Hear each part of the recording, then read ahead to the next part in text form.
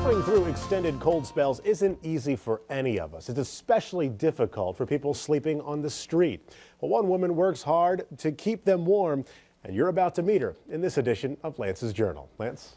Thanks, Dave. Jodi Wilbur knows well the power of a smile. She also knows that as a parking attendant, making the most of her downtime is important. That's why she puts her knitting skills to good use while she's waiting for the next car to exit Center Park Garage in downtown Lincoln.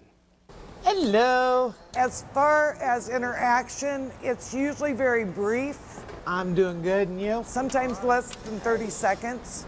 So that just goes to show that you can impact somebody's life in just a matter of moments. And Jodi Wilbur has made a habit out of impacting lives. I have some downtime at work that I need to fill up, and I'm the type of person that I like to fill it up with something productive. And 12 years later, I would not give this job up for the world. Jodi has been making hats, gloves, and scarves, and then handing them out to homeless people on the streets of Lincoln and in local shelters. You have a safe weekend. The road hasn't always been easy for Jodi.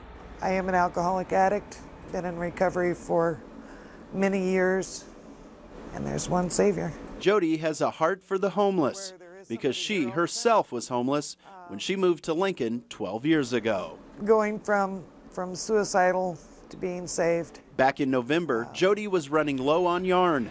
That's when Randy Bretz drove into her life. Oh, there she is, knitting as always. Randy found out that Jodi's project was running out of steam and yarn. In my prayers said, Lord, if you want me to continue this ministry, something's going to need to happen. Randy posted a note about Jodi's knitting ministry on Facebook. I was just touched by it. Well, then within 24 hours, I don't know, I had 40 or 50 people say, I'd like to give some yarn to Jodi. Skeins of yarn started rolling in by the bundle. Randy has been a true answer to prayer.